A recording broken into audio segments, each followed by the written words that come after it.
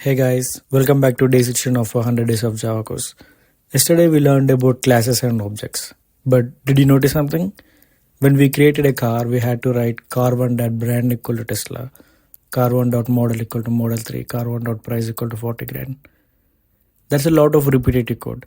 Imagine creating hundreds of cars and hundreds of user accounts. It will take forever. That's where constructions come to rescue. So what's a constructor?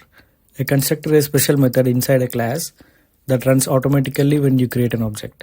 Helps you to set the initial values of that object. Has the same name as of the class. Think of it like Iron Man suit auto-fitting onto him. You don't manually attach each piece. The constructor just sets everything up in one go. Let's say we are making a system for user accounts. Each user has a username, an email, and an age. Instead of setting them one by one, we'll use a constructor. So let's write a code. Class user, string username, string email, int age. Constructor, user, string username, string email, int age.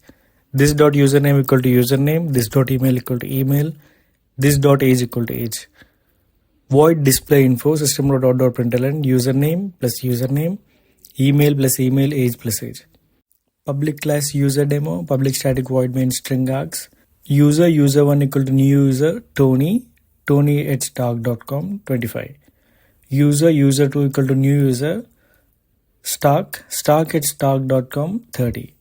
User1 dot display info, user2 dot display info. And the output will be username, Tony, email Tony at stock.com age 25. Username, stock, email stock at stock.com age 30. Constructors save time by setting up objects in one step.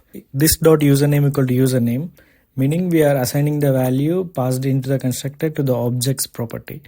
You can create as many objects as you want with less code.